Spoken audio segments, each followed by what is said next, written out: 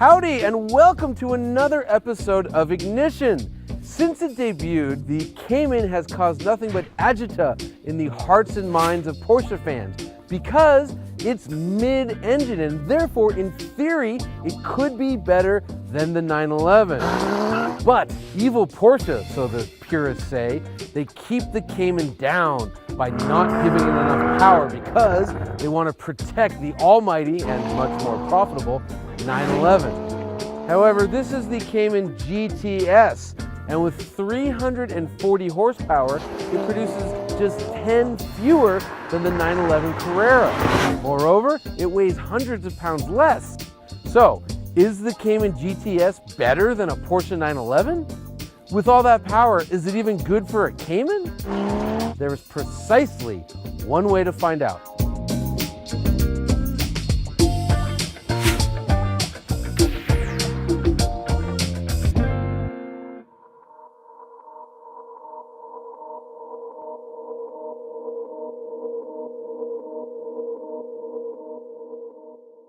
Launching the Uber Cayman is pretty straightforward.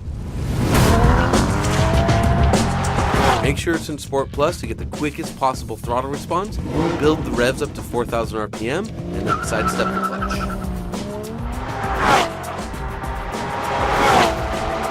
Zero to 60 happens in 4.4 seconds. The Cayman GTS then completes the quarter mile in 12.8 seconds at 111.8 miles per hour. 60 to 0 braking takes place in a pretty good 100 feet. Handling is where the Cayman GTS really shines. The GTS can sprint around our figure 8 in 23.8 seconds. Quite an elite time. And its max lateral acceleration is 1.04 Gs. Base 911 takes 24 seconds flat to run the figure 8, meaning the Cayman GTS is quicker. In fact, the Cayman GTS is quicker than any 911 we've ever tested, save for the GT3 and turbo models.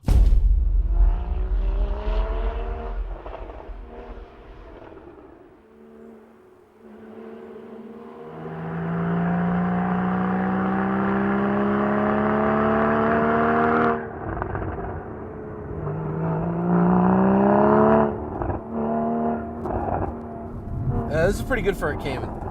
This is pretty good for any car, actually.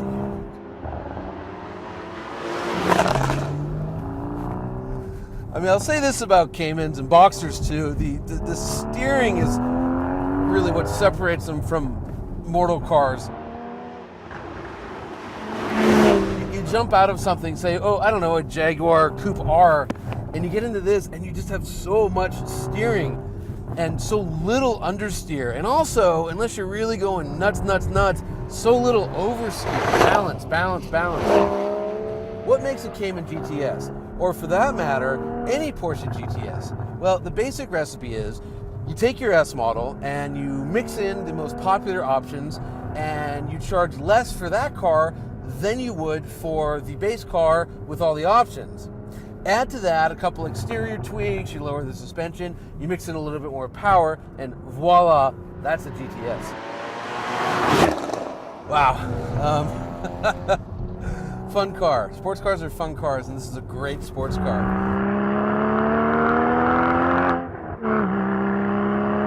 Horsepower is up 15, count them, 15 ponies, from 325 over the Cayman S to 340 in this car. Torque is up marginally by 7 pound-feet to an even 280. But as Anthony, my cameraman, pointed out, this is the punchiest 280 pound-feet of torque I've ever felt.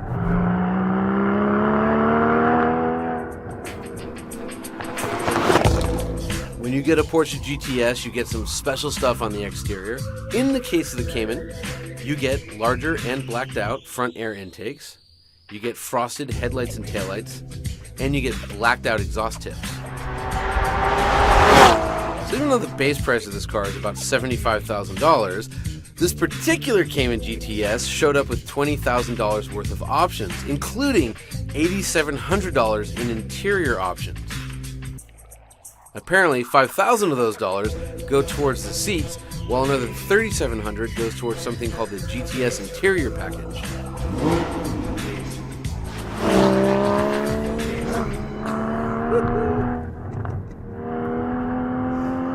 such a fun car. Yeah, this is a real Miata road. And what I mean by that is it's really tight and really twisty. Huge horsepower cars don't do so well here.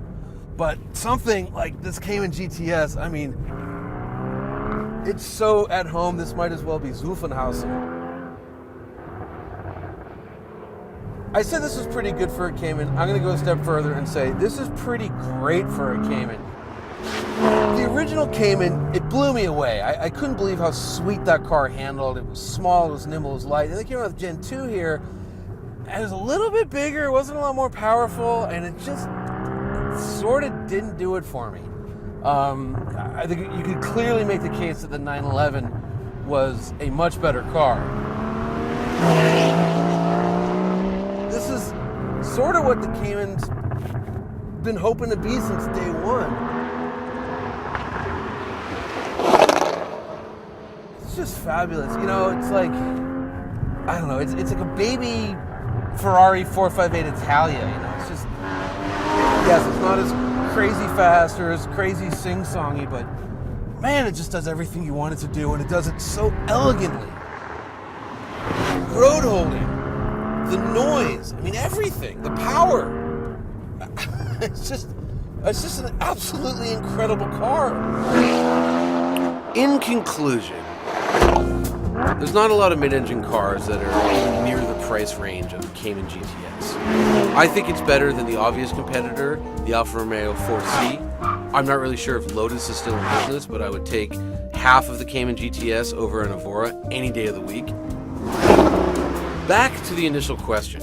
Is the Cayman GTS a better car than the Porsche 911? That's almost an impossible question to answer without having both cars here side by side.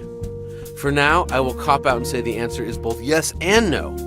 And this is going to make one hell of a future head-to-head. What a great machine though, huh? I know. It's just so on top of the road. You know, and you're just not sitting around waiting for anything. Well, it's also got these cool seat belts. I like this with the kind of contrast colors. Well, yeah, I was gonna say it's pretty easy to make the call that this is, you know, the greatest Cayman of all time. One more time. And again. All right, you're good.